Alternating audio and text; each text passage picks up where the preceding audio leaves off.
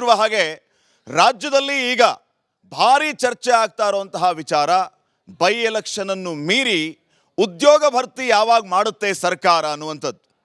ಉದ್ಯೋಗಾಕಾಂಕ್ಷಿಗಳು ಧಾರವಾಡದಲ್ಲಿ ಸರ್ಕಾರದ ವಿರುದ್ಧ ರಣಕಹಳೆಯನ್ನ ಮೊಳಗಿಸಿದ್ರು. ಸರ್ಕಾರದವರು ರಾತ್ರೋರಾತ್ರಿ ಎಚ್ಚೆತ್ಕೊಂಡ್ರು. ನಾವು ಇನ್ನು ಒಂದು ತಿಂಗಳಲ್ಲಿ ಒಂದು 56,000 ಸರ್ಕಾರಿ ಹುದ್ದೆಗಳನ್ನು ಭರ್ತಿ ಮಾಡ್ತೀವಿ ಅಂತ ಘೋಷಣೆ ಮಾಡಿಬಿಟ್ರು. ಆವಾಗ ವಿದ್ಯಾರ್ಥಿಗಳನ್ನು ಸಮಾಧಾನ ಪಡಿಸೋದಕ್ಕೆ ಅನೌನ್ಸ್ ಮಾಡಿದ್ದು ಇಲ್ಲಿವರೆಗೂ ಯಾಕೆ ಆಗಲಿಲ್ಲ ಅನ್ನುವಂಥದ್ದು ವಿದ್ಯಾರ್ಥಿಗಳ ಪ್ರಶ್ನೆ ಆಗಿದೆ. ಎವ್ರಿ ಡೇ ಎವ್ರಿ ಮೂಮೆಂಟ್ ವಿದ್ಯಾರ್ಥಿಗಳಿಗೆ ಉದ್ಯೋಗಾಕಾಂಕ್ಷಿಗಳಿಗೆ ಬಹಳ ಮುಖ್ಯ ಆಗುತ್ತೆ. ಇವರು ನೋಡೋಣ ಮಾಡೋಣ ಅಂತ ಹೇಳಿ ಬಾಗಲಕೋಟೆ ದಾವಣಗೆರೆಯಲ್ಲಿ ಕೂತ್ಕೊಂಡ್ರೆ ನಮ್ಮ ಗೋಳನ್ನು ಕೇಳೋರು ಯಾರು ಅನ್ನೋಂಥ ಪ್ರಶ್ನೆಯನ್ನು ಮತ್ತೆ ಉದ್ಯೋಗಾಕಾಂಕ್ಷಿಗಳು ಮಾಡ್ತಾ ಇದ್ದಾರೆ. ಹಾಗಿದ್ರೆ ಉದ್ಯೋಗ ಭರ್ತಿ ಯಾಕೆ ಆಗ್ತಾ ಇಲ್ಲ, ಉದ್ಯೋಗ ಸೃಷ್ಟಿ ಯಾಕೆ ಆಗ್ತಾ ಇಲ್ಲ, ಸರ್ಕಾರದ ಖಜಾನೆ ಖಾಲಿ ಆಗಿದೆಯಾ, ಗ್ಯಾರಂಟಿ ಹೊಡೆತದಿಂದ ಉದ್ಯೋಗ ಭರ್ತಿ ಮಾಡೋದಕ್ಕೆ ಆಗ್ತಾ ಇಲ್ವಾ? ಇವೆಲ್ಲವೂ ಕೂಡ ಉದ್ಯೋಗಾಕಾಂಕ್ಷಿಗಳ ಪ್ರಶ್ನೆಯಾಗಿದೆ. ಜೊತೆಗೆ ವಿರೋಧ ಪಕ್ಷದವರಿಗೂ ಕೂಡ ಹಲವು ಪ್ರಶ್ನೆಗಳಿದೆ. ಈ ಎಲ್ಲ ವಿಚಾರಗಳ ಬಗ್ಗೆ ಚರ್ಚೆನ ಮಾಡೋಣ. ಇದೇ ಈ ಹೊತ್ತಿನ ವಿಶೇಷ ಕಾರ್ಯಕ್ರಮ ಮಹಾಭಾರತ ಮೆಗಾ ಡಿಬೇಟ್.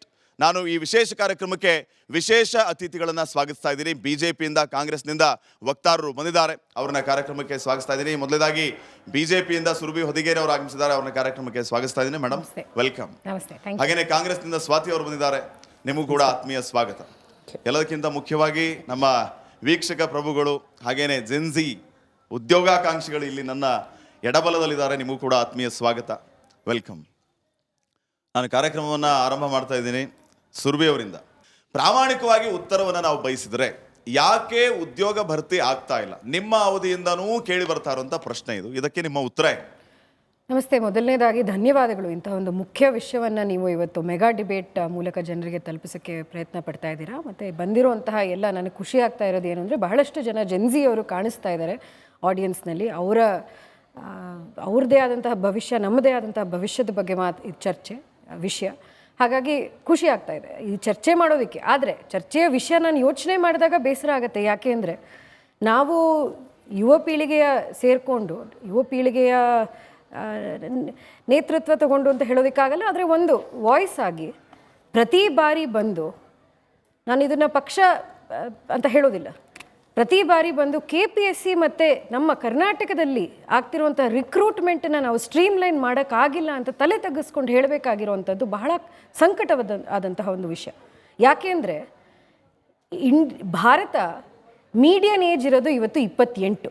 ಅಂದರೆ ಬಹಳ ವರ್ಷಗಳಲ್ಲಿ ಯಂಗ್ ಪಾಪ್ಯುಲೇಷನ್ ಜಾಸ್ತಿ ಇದೆ ಭಾರತದಲ್ಲಿ. ಇನ್ನು ನೆಕ್ಸ್ಟ್ 50 ಇಯರ್ಸಿನಲ್ಲೂ ಕೂಡ ಇವತ್ತಿನ ಅವಕಾಶ ಇದೆಯಲ್ಲ, ಇವತ್ತಿನ ಮೂಮೆಂಟ್ ಇದೆಯಲ್ಲ, ಬಹಳ ಮುಖ್ಯವಾದಂಥದ್ದು. ಅದಕ್ಕೆ ಪ್ರಧಾನಮಂತ್ರಿಗಳು ಅಮೃತ ಕಾಲ ಮತ್ತು ವಿಕಸಿತ ಭಾರತ ಇದು ಯಾಕೆ ಹೇಳ್ತಾರೆ, ಬರೀ ಇವರು ಸಿನಾನಿಮ್ ಹಾಕೋಕ್ಕೆ ಇಷ್ಟ ಅಂತ ಅಲ್ಲ, ಬಹಳ ಮುಖ್ಯವಾದಂತಹ ಒಂದು ವಿಶೇಷವಾದಂತಹ ಸಂದರ್ಭದಲ್ಲಿದ್ದೀವಿ ನಾವು ಇತಿಹಾಸದಲ್ಲಿ. ಯುವ ಪಾಪ್ಯುಲೇಷನ್ ಗ್ಲೋಬಲಿ, ಯುವ population equals productivity increase, economic growth. ಇವತ್ತು ನಾವು ಮಾಡಬೇಕಾಗಿರೋಂಥದ್ದು, ಎಸ್ಪೆಷಲಿ ಕರ್ನಾಟಕ, ಬೆಂಗಳೂರು ರಾಜಧಾನಿ ಇರುವಂತಹ ಕರ್ನಾಟಕದಲ್ಲಿ ಜನ ಕೇಳ್ತಾ ಇರುವಂಥದ್ದು ಬರೀ ಅನ್ಎಂಪ್ಲಾಯ್ಮೆಂಟ್ ಫಿಕ್ಸ್ ಮಾಡಿ ಅಂತಲ್ಲ, ಅಂಡರ್ ಎಂಪ್ಲಾಯ್ಮೆಂಟ್ ಅಂದರೆ ನಮ್ಮ ಸ್ಕಿಲ್ ಸೆಟ್ಗಿಂತ ಜಾಸ್ತಿ ಕಡಿಮೆ ಕೆಲಸದಲ್ಲಿ ಎಂಪ್ಲಾಯ್ ಆಗಿರೋಂಥ ಸಿಚುವೇಶನನ್ನು ಫಿಕ್ಸ್ ಮಾಡಿ ಅಂತ ಹೇಳ್ತಾ ಇರೋ ಸಂದರ್ಭದಲ್ಲಿ ನಾವು ಒಂದು ಹಿಸ್ಟಾರಿಕ್ಲಿ ಬಂದಿರುವಂತಹ ಇಶ್ಯೂನ ನಾವು ಫಿಕ್ಸ್ ಮಾಡೋಕ್ಕಾಗಿಲ್ಲ. ಒಬ್ಬ ಪಾರ್ಟಿ ರೆಪ್ರೆಸೆಂಟೇಟಿವ್ ಆಗಿ ಸರ್ಕಾರ ಇವತ್ತು ಇರೋವಂಥದ್ದು ನಾನು ವಿರೋಧ ಪಕ್ಷದಲ್ಲಿ ರೆಪ್ರೆಸೆಂಟ್ ಮಾಡ್ತಿರೋದ್ರಿಂದ ಸರ್ಕಾರಕ್ಕೆ 1-2 ಸವಾಲು ಆಗಲೇ ಆಗತ್ತೆ. ಅವ್ರು ಹೇಳ್ಬೋದು ಇದು ಬ್ಯಾಕ್ಲಾಗು, ಇದು ಇವತ್ತು ಇರೋದು ಸರ್ಕಾರದಲ್ಲಿ, ನೀವು ಹಾಗಾಗಿ ಹೊಣೆ ಇರೋವಂಥದ್ದು ನೀವು ವಿರೋಧ ಪಕ್ಷದಲ್ಲಿ ಇರಬೇಕಾದಾಗ ನಮ್ಮ ಮೇಲೆ ಅದನ್ನೇ ಆಪಾದನೆ ನೀವೇ ಅದೇ ಮಾಡೋದು. ಇವತ್ತು ಎಕ್ಸಾಮಿನೇಷನ್ ಪೇಪರ್ ಇರಬಹುದು ಅಥವಾ ಪ್ರೊಟೆಸ್ಟ್ ಮಾಡಬಾರ್ದು ಅಂತ ಹೇಳ್ತಾ ಇದೆಯಲ್ಲ ಸರ್ಕಾರ ಧಾರವಾಡನಲ್ಲಿ, ಇದಿಷ್ಟನ್ನು ಕೂಡ ಏನು ಹೇಳ್ತಾ ಇದೆ ಅಂದರೆ, ನೀವು ಈ ಒಂದು ಐತಿಹಾಸಿಕ ಕ್ಷಣದಲ್ಲಿ ನಮ್ಮ ಜೆನ್ಜಿ, ನಮ್ಮ ಯೂತ್ನ, ನಮ್ಮ ಪ್ರೊಡಕ್ಟಿವ್ ಯೂತ್ನ ನೀವು ಜೊತೆಗೆ ಕರ್ಕೊಂಡು ಹೋಗ್ತಾ ಇಲ್ಲ. ಎಷ್ಟು ಜನ ಹೋರಾಟ ಮಾಡ್ತಾ ಇರೋವಂಥದ್ದು, ಬೇರೆ ಬೇರೆ ಪಕ್ಷಗಳಿಂದ ನೋಡ್ಕೊಂಡು ಬಂದಿರೋವಂಥವ್ರು, ಇವತ್ತಿ ಪಕ್ಷದಲ್ಲಿ ಇರೋವಂಥವ್ರು ಎಷ್ಟೊಂದು ಬಾರಿ ಹೋಗಿ ಆ ಪ್ರೊಟೆಸ್ಟ್ನಲ್ಲಿ ಕೂತ್ಕೊಂಡು ಸರಿ ಮಾಡ್ತೀವಿ ಅಂತ ಹೇಳುವಂಥದ್ದು.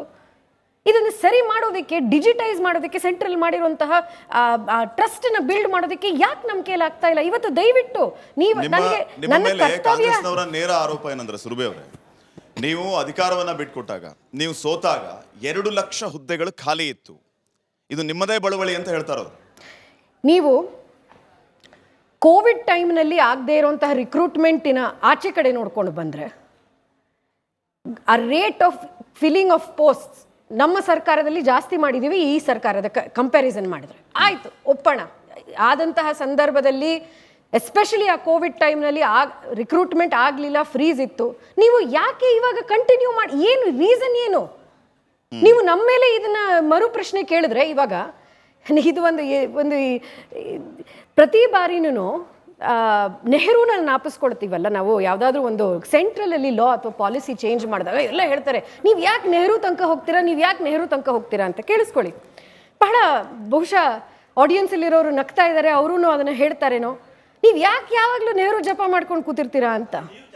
ಇರ್ಲಿ ಮಾತಾಡಲಿ, ಬರ್ತೀನಿ, ನಾನು ಸಮಯ ಇದೆ. ಇಲ್ಲ ನಿಮ್ಮ ಹತ್ರ ನಿಮ್ಮ ಅವಧಿ ಬಂದಾಗ ಮಾತಾಡಿ, ನಿಮ್ಮ ಅವಧಿ ಬಂದಾಗ ಮಾತಾಡಿ, ನಾನು ಎಲ್ಲರಿಗೂ ಸಮಯ ಕೊಡ್ತೀನಿ. ನೀವು ಸಮರ್ಥನೆ ಮಾಡ್ತಾ ಇದ್ದೀನಿ ನಾನು. ಕಾಂಗ್ರೆಸ್ ಅವರು ನಮ್ಮನ್ನು ಕೇಳ್ತಾರೆ, ನೀವು ಯಾಕೆ ನೆಹರೂನ ನಾಪಿಸ್ಕೊಳ್ತೀರಾ, ನೀವು ಇವತ್ತಿರೋದನ್ನ ಹೇಳಿ ಅಂತ. ನೀವು ಸೆಂಟರಲ್ಲಿ ನೋಡಿದ್ರೆ ಪ್ರತಿ ಬಾರಿನೂ ಏನಾದರೂ ಫಿಕ್ಸ್ ಮಾಡಬೇಕಾದಾಗ ನೀವು ಇದನ್ನು ಮಾಡಲಿಲ್ಲ, ನಾವು ಮಾಡ್ತಾ ಇದ್ದೀವಿ ಅಂತ ಹೇಳ್ತೀವಿ ಹೊರತು, ಇಲ್ಲಿ ಏನಾಗಿದೆ ಅಂದರೆ, ಸರ್ಕಾರ ಏನು ಹೇಳುತ್ತೆ ಅಂದರೆ, ನಾನು ಇದನ್ನ ಸಮಸ್ಯೆಯನ್ನು ಬಗೆಹರಿಸಲ್ಲ, ನೀವು ಮಾಡಿರೋ ತಪ್ಪು ಮಾತ್ರ ಮಾತಾಡ್ತೀನಿ, ಆದ್ರೆ ನಾನು ಸಮಸ್ಯೆ ಬಗೆಹರಿಸಲ್ಲ. ವರ್ಸಸ್ ನರೇಂದ್ರ ಮೋದಿ ಅವರ ಸರ್ಕಾರ ಒಂದು ವಿಷಯನ ತಗೊಂಡು ಅದಕ್ಕೆ ಒಂದು ದಾರಿಯನ್ನು ಹುಡುಕಿ ಅದನ್ನ ಸಮಸ್ಯೆನ ಬಗೆಹರಿಸಿದ ನಂತರ ನೀವು ಮಾಡೋದಕ್ಕಾಗದನ್ನ ನಾವು ಮಾಡ್ತಾ ಇದ್ದೀವಿ, ತೋರಿಸ್ತಾ ಇದ್ದೀವಿ ಅಂತ ನಿಮಗೆ ಒಂದು ಹೇಳ್ತಾರೆ ಹೊರತು, ಅದಕ್ಕೆ ನಾವು ನೆಹರೂನ ನಾಪಿಸ್ಕೋತೀವಿ. ನಿಮಗೆ ನಮ್ಮ ಮೇಲೆ ಎಲ್ಲನೂ ಹಾಕಬೇಕು, ನಾವೇ ಆಯಿತು, ಇನ್ನೇನು 2 ವರ್ಷನ 2.5 ವರ್ಷನ ನಿಮ್ಮ ಕೈಲಿ ಆಗಲ್ಲ ಅಂತ ಹೇಳ್ಬಿಡಿ. ನೀವು CM ಕುರ್ಚಾ ಜಗಳದಲ್ಲಿ ಬ್ಯುಸಿ ಇದ್ದೀರಾ, ಹಾಗಾಗಿ ನಮಗೆ ನಮ್ಮ ಜೆನ್ಸಿನ, ನಮ್ಮ ಸ್ಟೂಡೆಂಟ್ಸನ್ನ, ನಮ್ಮ ವಿದ್ಯಾರ್ಥಿಯರನ್ನ ನೋಡ್ಕೊಳ್ಳೋದಕ್ಕೆ ಆಗೋದಿಲ್ಲ, ನಮಗೆ ನೀವೇ ಮಾಡಿ ಅಂತ ಹೇಳಿ ಕೈ ಕಟ್ಕೊಂಡು ಕೂತ್ಕೊಳ್ಳಿ. ಓಕೆ, ಬರ್ತೀನಿ ಸುರಭಿ ಅವರು, ವಾಪಸ್ ಬರ್ತೀನಿ. ಸ್ವಾತಿ ಅವರೇ, 56,000 ಹುದ್ದೆಗಳನ್ನು ಭರ್ತಿ ಮಾಡ್ತೀವಿ ಅಂತ ಅನೌನ್ಸ್ ಮಾಡಿದ್ರಿ. ವಿದ್ಯಾರ್ಥಿಗಳು ರಸ್ತೆಗಿಳಿದು ಪ್ರತಿಭಟನೆ ಮಾಡಿದಾಗ, ಉದ್ಯೋಗಾಕಾಂಕ್ಷಿಗಳ ಆಕ್ರೋಶದ ಕಟ್ಟೆ ಒಡೆದಾಗ, ಏಪ್ರಿಲ್ ತಿಂಗಳು ಬಂತು, ಫೆಬ್ರವರಿ ಅನೌನ್ಸ್ ಮಾಡಿದ್ದು, ಬೈ ಎಲೆಕ್ಷನ್ನು ಮುಗೀತು. ಇಲ್ಲಿವರೆಗೂ ಅದ್ರ ಬಗ್ಗೆ ಒಂದು ಆಶಾ ಗೆರೆ ಅಂತೀವಲ್ಲ, ಅದು ಕೂಡ ಕಾಣಿಸ್ತಾ ಇಲ್ಲ. ಯಾಕೆ? ಏನಾಗ್ತಾ ಇದೆ ಸರ್ಕಾರದಲ್ಲಿ? ಉದ್ಯೋಗಾಕಾಂಕ್ಷಿಗಳಿಗೆ ನಿಮ್ಮ ಭರವಸೆ ಏನು? ಬಹುಶಃ ಅವರಿಗೆ ಭರವಸೆ ಕೇಳಿ ಸಾಕಾಗೋಗಿದೆ. ಈಗ ದೃಢ ಸಂಕಲ್ಪ ಬೇಕು. ಕೋಡ್ ಆಫ್ ಕಂಡಕ್ಟ್ ಅನ್ನುವಂಥದ್ದು ಚುನಾವಣೆ ನಡೀಬೇಕಾದಾಗ ಇರುತ್ತೆ. ಅದು ಕೇವಲ ದಾವಣಗೆರೆ ಮತ್ತು ಬಾಗಲಕೋಟೆಗೆ ಇದ್ರೂ ಕೂಡ ಇಡೀ ರಾಜ್ಯದಲ್ಲಿ ಅನೌನ್ಸ್ ಮಾಡಿದ ಎಷ್ಟು ದಿನ ಕೋಡ್ ಆಫ್ ಕಂಡಕ್ಟ್ ಬಂತು? ನೀವು ಅನೌನ್ಸ್ ಮಾಡಿದ ಎಷ್ಟು ದಿನದಲ್ಲಿ ಅದರ ಮುಂದುವರೆದ ಭಾಗವನ್ನ ಪ್ರೋಗ್ರೆಸ್ ಮಾಡಿದ್ರಿ? ಅಲ್ಲ, ಒಂದು ನಿಮಿಷ, ಕೋಡ್ ಆಫ್ ಕಂಡಕ್ಟ್ ಬಂದಿದ್ದು ಯಾವಾಗ? ನೀವು ಅನೌನ್ಸ್ ಮಾಡಿದ್ದು ಯಾವಾಗ? ಇಲ್ಲ, ನಾನು ಒಪ್ಪೋದಿಲ್ಲ. ಕೋಡ್ ಆಫ್ ಕಂಡಕ್ಟ್ ಬಂದಿದ್ದು ಯಾವಾಗ? ನೀವು ಅನೌನ್ಸ್ ಮಾಡಿದ್ದು ಯಾವಾಗ? ನೀವು ಅನೌನ್ಸ್ ಮಾಡಿದ್ದು ಯಾವಾಗ? ಕೋಡ್ ಆಫ್ ಕಂಡಕ್ಟ್ ಬಂದಿದ್ದು ಯಾವಾಗ? ಆ ಗ್ಯಾಪ್ ಅಲ್ಲಿ ನೀವೇನು ಅನೌನ್ಸ್ ಮಾಡಿದ್ರಿ? ಕೋಡ್ ಆಫ್ ಕಂಡಕ್ಟ್ ಬರೋಕ್ಕಿಂತ ಮುಂಚೆ ಏನ್ ಮಾಡಿದ್ರಿ? ಅದರ ಉತ್ತರ ಕೊಡಿ. ನೀವು ಉತ್ತರ ಕೊಟ್ಟಿದ್ರೆ ಉದ್ಯೋಗಾಕಾಂಕ್ಷಿಗಳು ರಸ್ತೆ ಬರೋ ಅಗತ್ಯ ಇರಲಿಲ್ಲ. ರಸ್ತೆಗಳು ಬಂದಿದ್ದಾರೆ, ಈಗ ಅವ್ರಿಗೆ ಉತ್ತರ ಕೊಡಿ. ನೀವು ನನಗಿಂತ ಉತ್ತರ ಕೊಡೋದಕ್ಕೆ ಇಲ್ಲಿ ನಿಂತಿರುವಂತದ್ದು 2 ಕ್ಷೇತ್ರಗಳಿಗೆ ಬೈ ಎಲೆಕ್ಷನ್ ಇದ್ರೂ ಕೂಡ ಕೋಡ್ ಆಫ್ ಕಂಡಕ್ಟ್ ಇರುವಂತ ಕಾರಣ ರಾಜ್ಯದಲ್ಲಿ ಬೇರೆ ಯಾವುದೇ ಸ್ಕೀಮ್ನ, ಅಂದ್ರೆ ಚುನಾವಣೆಗೆ 1 ವಾರನೋ 10 ದಿನನೋ 1 ತಿಂಗಳು ಮುಂಚೆ ಅನೌನ್ಸ್ ಮಾಡಿರೋದನ್ನ ಆ ಕ್ಷಣಕ್ಕೆ ಜಾರಿಗೆ ತರೋದಕ್ಕೆ ಸಾಧ್ಯ ಇಲ್ಲ ಅಂತದ್ದು ನಿಮಗೂ ಗೊತ್ತಿದೆ, ನಮಗೂ ಗೊತ್ತಿದೆ. ಸರ್ಕಾರ ಅದರ ಪ್ರಕಾರವಾಗಿ ನಡೀತಾ ಇದೆ.